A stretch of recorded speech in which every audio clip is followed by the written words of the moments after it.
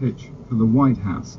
It was the speech of a lifetime for this 77-year-old political veteran. Our North America correspondent Nick Bryant was watching. This time next year, I hope that this country realizes that we have, in fact, reclaimed the soul of America. This will be remembered as the COVID convention, featuring the now familiar trappings of virtual life. Lots of faces in computerized boxes, the occasional technical hitch. But politically, this week has gone smoothly for the Democrats. In the absence of delegates, it's been easy to project unity. You know, when Donald Trump spoke at his inauguration about American carnage, I assumed that was something he was against, not a campaign promise. Last night's host was the actress Julia Louis-Dreyfus, who hammered home the Democrats' theme of the week, what they see as the total contrast between the character of Joe Biden and the character of Donald Trump. A couple of years ago, I was diagnosed with cancer, and I was absolutely terrified. One of the first people who called me was Joe. His real warmth and kindness on that call, man, I gotta say, it made me cry. They've been turning this into the empathy election. Joe Biden's empathy is genuine. You can feel it. Character is on the ballot. Compassion is on the ballot.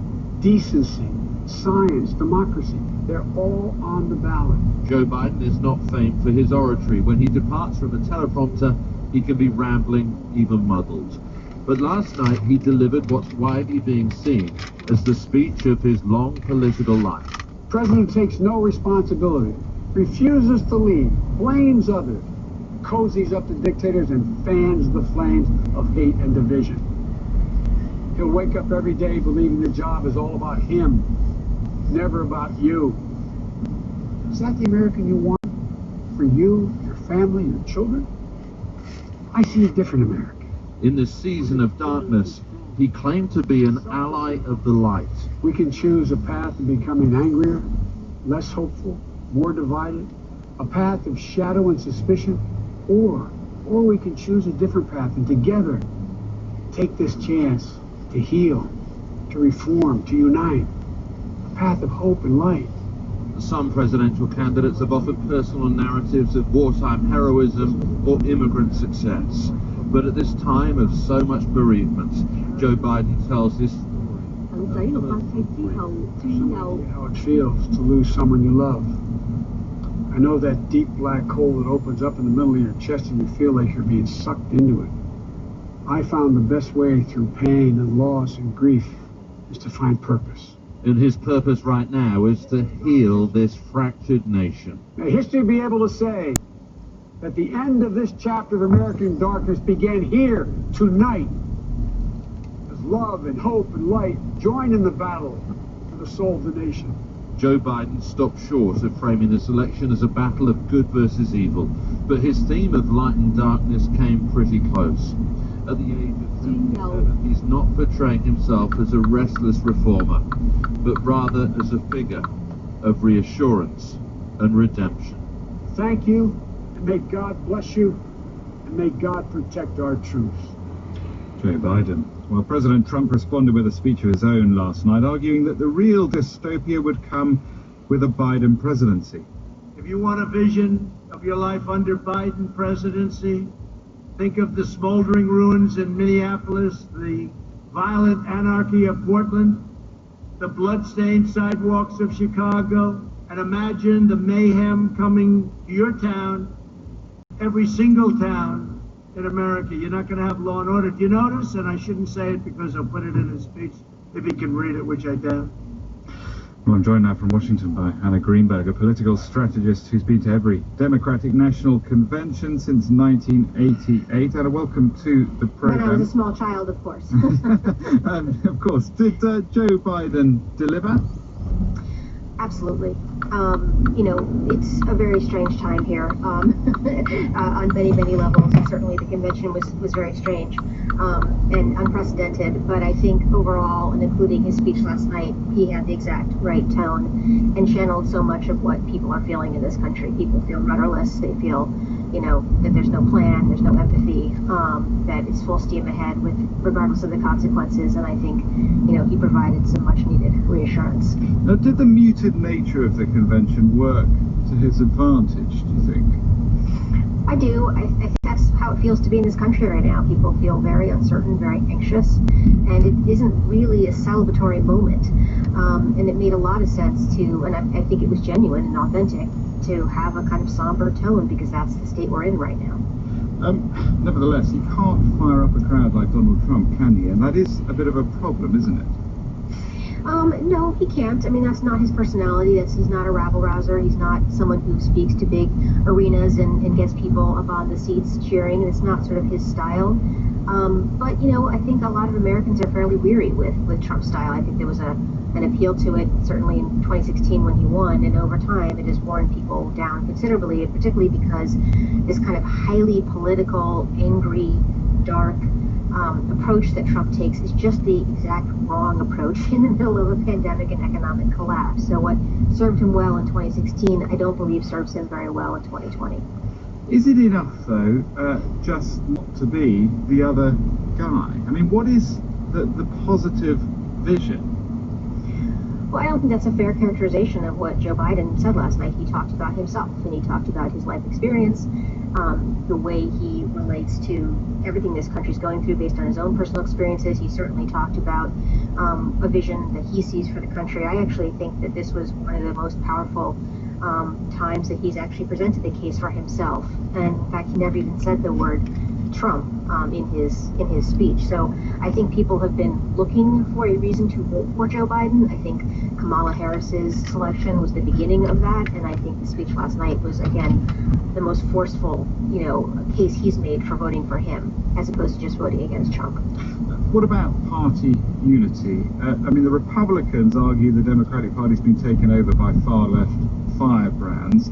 I just wonder whether the virtual convention helped, convey that impression of unity, but actually, it's still pretty riven. Not at all. In fact, even during the primary process in 2019, the divisions among Democrats, at least at the level of voters, obviously there were differences among candidates, was always overstated, and frankly was a media narrative that the Republicans fed around kind of, alleged Democratic purity on issues like Medicare for all. Primary voters, they were fairly unified in their support for universal health care and dealing with climate change and wanting to nominate someone who could beat Donald Trump. And it was amazing to see after, as candidates dropped out, as Sanders dropped out, to see how quickly all of the other candidates rallied to Trump, and how quickly Democratic voters, sorry, not Trump, to Biden, and how quickly voters rallied to Biden. So that narrative about Democratic division is a Republican and media-created narrative. If you look at Democratic voters, there's utter unity around Republicans. Thank you very much. We'll have to leave it there. We're out of time. Anna Greenberg, political strategist.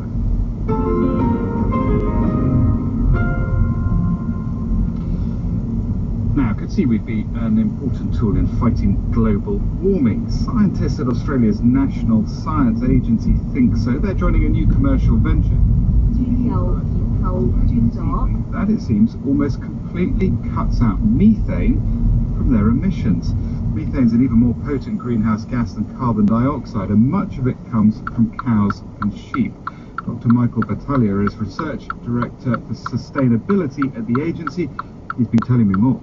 So what we've found is that if you take a small amount of seaweed, just a handful, and feed it to livestock, what you do is you virtually eliminate their methane production. And methane is a byproduct of the way that the livestock digest grain or grass.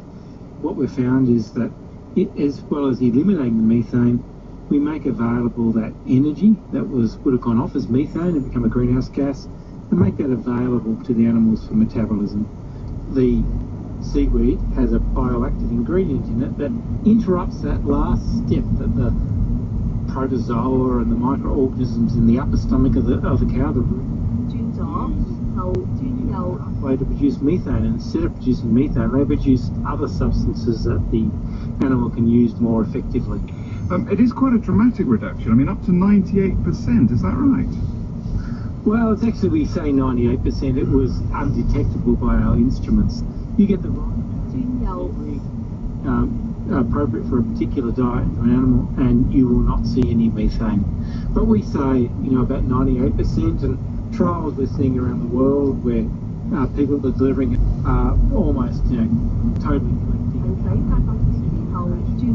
within imperfect dosing and mixed diets.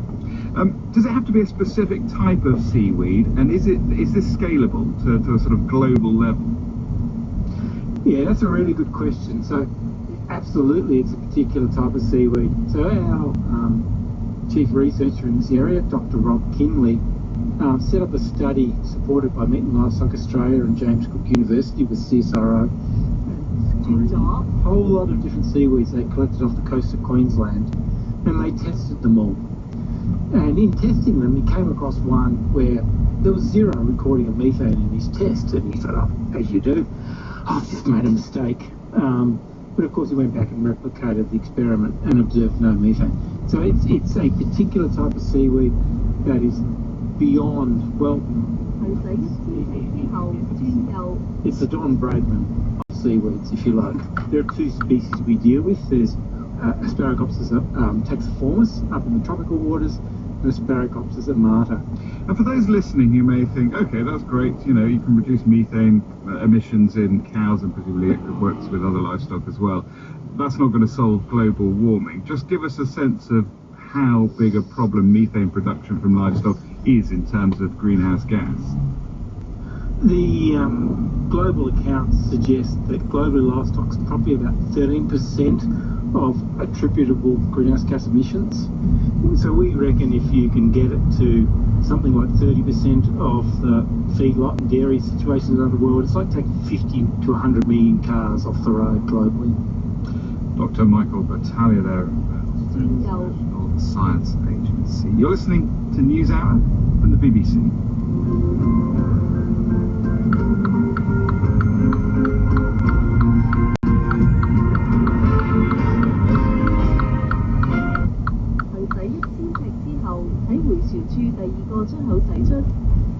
Still to come on the programme, a video of a young Nigerian boy dancing in the rain that went viral has led to an offer to study ballet in the US.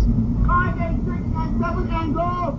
Why I love dancing is because I watched cartoons when I was small, then I was inspired by it, and I told my mom that I want to dance ballet. More from Nigeria coming up in about 20 minutes' time. A recap of our main headlines this hour. German doctors who've flown to Siberia have been granted access to the Russian opposition figure Alexei Navalny, who's in a coma with suspected poisoning. His wife has appealed to President Putin in about 15 minutes' time. And one other headline, the internationally recognised authorities in Libya say they've agreed an immediate ceasefire with the rebel leader Khalifa Haftar.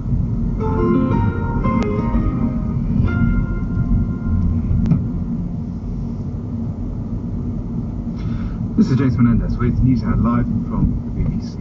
Now, volunteers in Mauritius say the government is putting in place restrictions that are preventing them from getting onto beaches where they've been helping clean up a recent oil spill. Several hundred tons of oil leaked out of a tanker into the Indian Ocean after it broke up off the island's east coast. The authorities say the shoreline needs to be closed off for reasons of public health. But some fear the government's trying to silence criticism of its handling of the environmental crisis. The BBC's Africa correspondent Catherine Bia-Ruhanga has this report. Authorities in Mauritius worked to stop the country's worst oil spill. The Japanese-owned MV Wakashio struck a reef near the island at the end of July and went on to leak nearly 800 tons.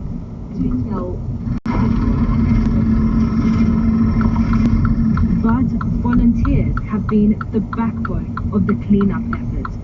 Ordinary Mauritians have used spades, buckets, and made anti-pollution booms made from sugarcane stalks and hair to absorb the oil.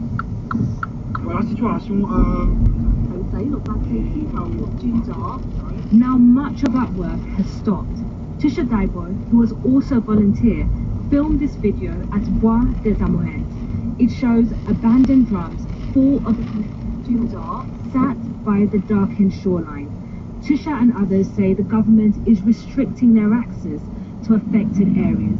I think that the government is trying to take back control because of that solidarity movement from the people have proven that we could manage without the help of the government and the authorities.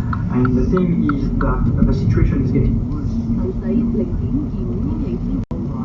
The main groups are affected by the oil spill, and the effectiveness of the government in cleaning up is not very high. Mauritius's Prime Minister Pravin Jugnauth declared an environmental state of emergency after the oil spill began. This included restrictions on movement to areas affected. Authorities say this is for health reasons, as the waste is toxic. Those who violate these rules could face a $2,500 fine and up to 2 years in prison. But the government is also accused of stifling freedom of speech during the crisis. Here, a video shows Axel Cheny, a journalist with L'Express newspaper, lining up to enter a press conference by the Prime Minister. He's then blocked from entering by police officers. Top FM, a private radio station, has also been denied access. He says that we had misreported what he said, that his speech was live. That is, we misreported what he said a few days back. It was about the volunteers, when the Prime Minister actually said that volunteers can be more harmful than helpful. Well, according to him, we misreported that. Well, there's no case to answer. I mean, he said it and he said it. At the heart of Mauritians' anger is the belief that the government was slow to react to the crisis. The shipwreck was left near the shoreline for 2 weeks before it started leaking its fuel. Speaking to the BBC last week, Prime Minister Jugnauth said they were following expert advice. They were trying to stabilize the ship and in order to try to tow it out. So weather conditions did not also permit that we start pumping the oil from the tanks. Unfortunately, the weather deteriorated so much that one of the tanks was damaged and oil started to spill over. What worries some environmentalists now is that politics could overshadow the immediate crisis. Thousands of species are at risk. The oil spill happened near 2 protected marine ecosystems and the Blue Bay Marine Park Reserve, which is a wetland of international importance. Sunil Dabakasingh recently worked as a consultant for Greenpeace. For God's sake, we are facing an ecological disaster. It's a man-made disaster.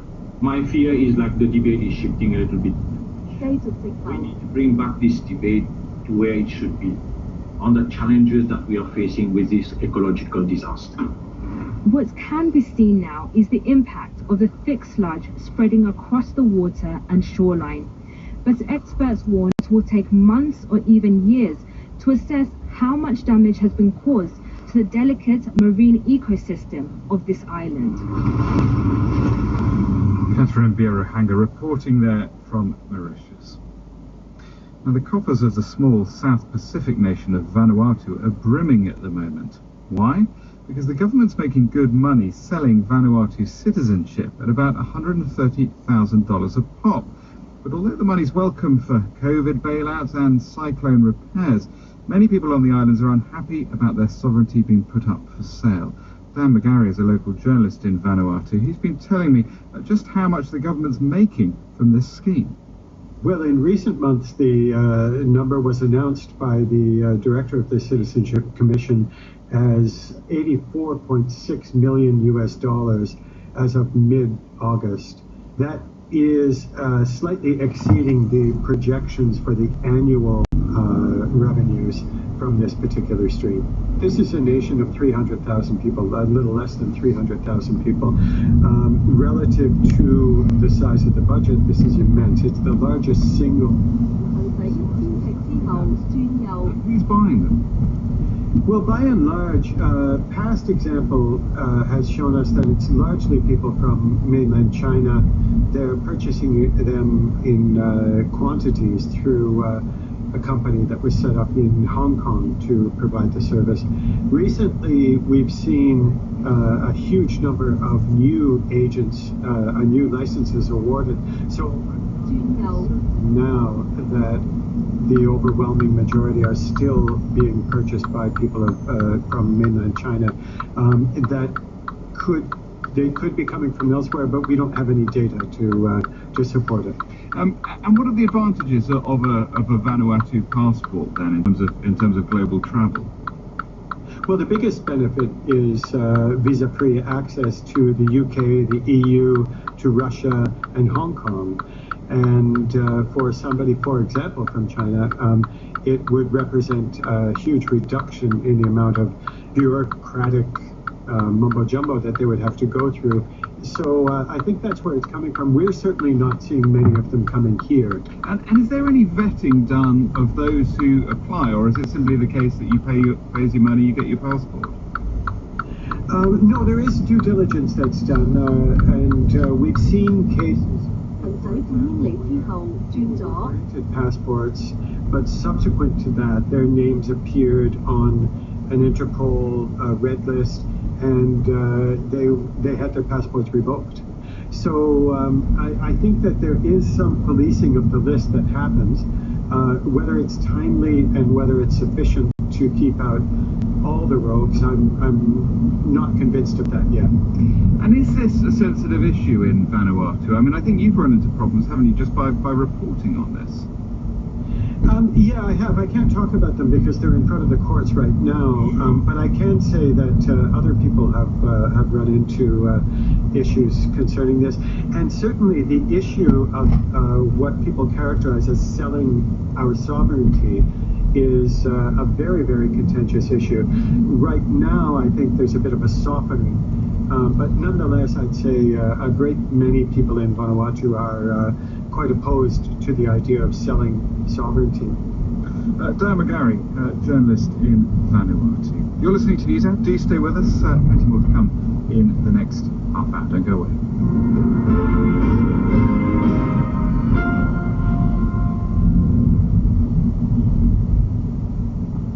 This is the BBC World Service, where Owen Bennett-Jones speaks to trailblazing journalists in a special series of Assignment. The idea was to put a real situation in a narrative form. Journalism was groundbreaking when she reported on the conflict in Bosnia in the 1990s. I embedded myself on one street in Sarajevo, and I wrote like a daily soap opera. She then turned her attention to revealing the hidden stories of life in tightly controlled societies. I was really trying to give the reader the sense of what it's like to be a North Korean and Tibetan, to really feel that you're among them. It's been a painstaking process of cross-referencing testimonies. In some ways, I regret choosing this path for myself because it's exceedingly difficult. Join me as I talk to Barbara Deming about her brand of journalism. Assignment at bbcworldservice.com/assignment. Coming up on News Hour in the next 30 minutes, will doctors in Russia allow the opposition activist Alexei Navalny to fly to Germany for specialist treatment? We'll have the latest on what is a fast-moving story. Also, the 11-year-old boy from Nigeria who won a ballet scholarship in the US after his video went viral. And the presidential challenger in Belarus calls for a rerun of the disputed election. All that's coming up after the news. BBC News. German doctors who've flown to Siberia have been granted access to the Russian opposition figure Alexei Navalny, who's in a coma with suspected poisoning. His wife has appealed to President Putin to allow her husband to be flown abroad for treatment. Russian doctors say he's too sick to travel. The Belarusian opposition politician Svetlana Tikhanovskaya has said her countrymen will never accept the current government or forgive its acts of violence. Belarus authorities have meanwhile started questioning two members of the Opposition Coordination Council, accusing them of trying to seize power. The internationally recognized government in Libya has ordered its forces to cease hostilities. It said parliamentary and presidential elections should be held in March. The eastern-based parliament, backed by the rebel leader, General Khalifa Haftar, has also said its forces will stop fighting. President Recep Tayyip Erdogan of Turkey has given details of a major gas discovery in the Black Sea, a reserve he described as the biggest find in the country's history. He said Turkey aimed to start delivering its gas to consumers in 2023 and to become a net energy exporter. The U.S. Postmaster General Louis DeJoy is testifying before the Senate Governmental Affairs Committee about major cost-cutting measures which could affect postal voting in November's presidential election. There is concern among Democrats that Mr. DeJoy, a political appointee hired by President Trump, may have implemented changes in a deliberate effort to sabotage the vote. Poland has recorded the highest daily rise of COVID-19 cases since the beginning of the pandemic. 900 new cases have been diagnosed. The authorities in Somalia's semi-autonomous region of Puntland say they've temporarily detained a Panama flagged ship, contradicting earlier reports that it had been hijacked by pirates. BBC News. You're listening to NewsHour, live from the BBC. I'm James Menendez. We're going to talk government debt in Britain now, because for the first time in 60 years, it's overtaken the value of the country's economy and risen above the £2 trillion mark. That's about $2.6 trillion. On the line, Andrew Walker, our economics correspondent. Andrew, it sounds alarming. What does it mean exactly? Well, it is a rather large number, and I have no doubt that the British government would rather it hadn't gone to that level. A previous finance minister from the same political party, George Osborne, made it something, the central focus of much of his policy was to try and get the government debt level down in the wake of the financial crisis.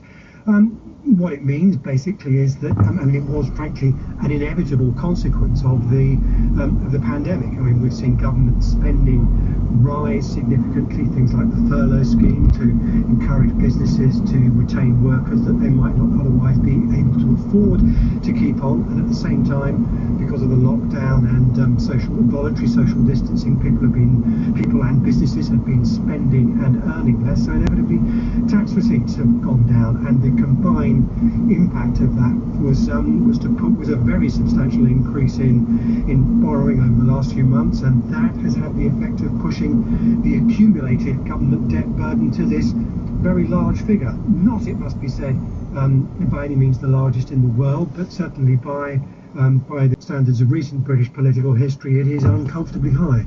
Presumably, though, it's quite a cheap debt to service given how low interest rates are. That's absolutely right. And indeed, the government's borrowing costs in the last few months have come down further, which partly reflects decisions taken by the Bank of England driving interest rates down, and also actually going into the financial markets and buying significant amounts of government IOUs. But at the same time, one has to be aware that there is the possibility of interest rates rising in the future, and there's also the possibility that this increased government spending could indirectly lead to higher inflation, which in turn could push up government borrowing costs. Although it is worth emphasising, if those borrowing costs are going to rise, it's something that takes some time for it to be reflected in a significantly higher interest bill for the government. Is the outlook also quite bleak? When thinking about the jobs market, for example, the furlough scheme in the UK is due to end in October, isn't it? Yes, there is every chance that many employers, once the furlough scheme is over, will decide that actually many of those people that they've kept on, they with hindsight can't afford to keep on. There have been quite a lot of employers have been trying to persuade their staff to take significant pay cuts, I think it's fair to say that from being out of the woods yet in the UK. Andrew, thanks so much as ever. That was Andrew Walker, our economics correspondent, on those figures out today about the UK government debt. You're listening to NewsHour.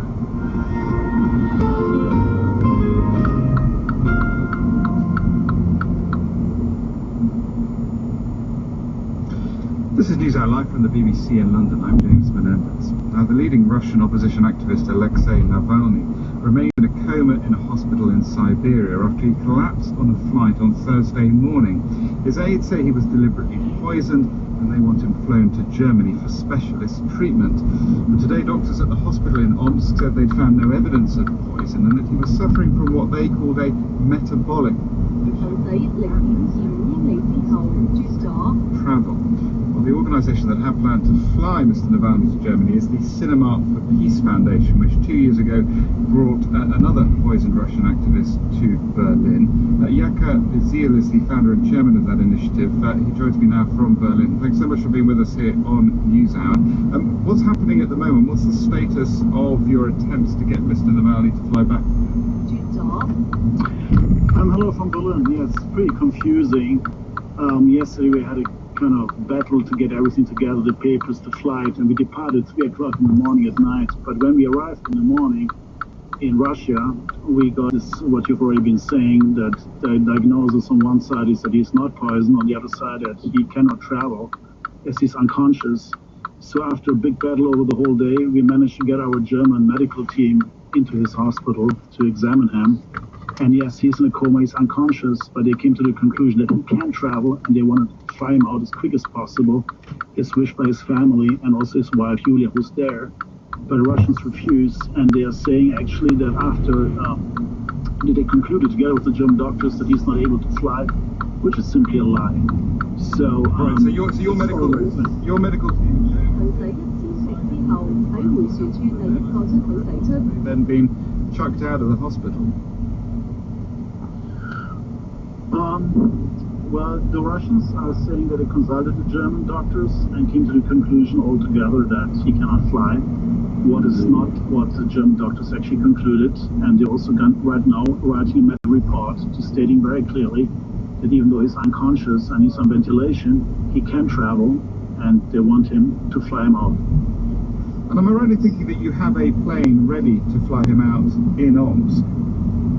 Yeah, absolutely. That's the plane which we organized last night, which departed 3 o'clock in the morning. It's there since the morning.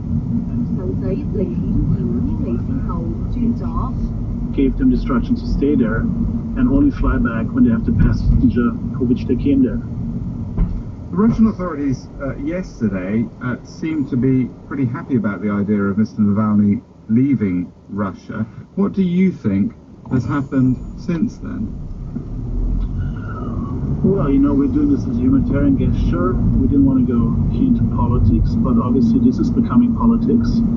Yesterday, Peskov, Speaker of the Kremlin, was saying that they have nothing against him flying out. Angela Merkel, Macron, everybody was actually offering their support, so everything seemed fine. But Peter Verzilov, the other poisoned Pussy Riot guy that we actually took care of 2 years ago, he's actually saying that he believes it's like in his case, that they don't want to make it possible to discover the traces of the poison. So if, in his case, it took 3 or 4 days to get him out, and then it was not possible anymore to prove with what he was poisoned. And that's his theory in this case. We cannot speculate. The only thing we know is we got the plane, we got the permissions, we have the German doctors who are willing to fly him out, and suddenly the Russians are blocking it. The Russian doctors were talking about a metabolic disease caused by low blood sugar that caused Mr. Navalny's collapse. And what do you make of that, or at least what do your German doctors make of that? I mean, I'm not a medical advisor. I haven't read the medical report by the German team yet. But what I hear from Navalny's family, they're saying this must be complete bullshit. Right, I apologise for that use of the word. We have to be a bit careful about the language we use here on the BBC. But thank you very much for joining us. That was Yaka Bizil, founder and chairman of the Cinema for Peace, that's trying to organise that flight from Omsk back to Berlin. Let's talk to the BBC Sarah Rainsford, our Moscow correspondent, who's following developments. And Sarah, just explain to us what is the official version of events why Mr. Navalny can't fly? Well, quite simply because his doctors say he's not stable enough. They have said that he's in a coma. His condition has slightly improved. It improved slightly overnight, but they still say he's not fit enough to travel. And they have kind of gone a little further than that. It was interesting, we were speaking to the Kremlin spokesman, Dmitry Peskov, today, and he first commented on this, and then we heard it from the chief doctor about half an hour later in Omsk. And the comment from the doctor was that because because Mr. Navalny had fallen suddenly ill in a plane shortly after takeoff, then it couldn't be excluded that there was something to do with flying that had affected him, and therefore it was potentially risky.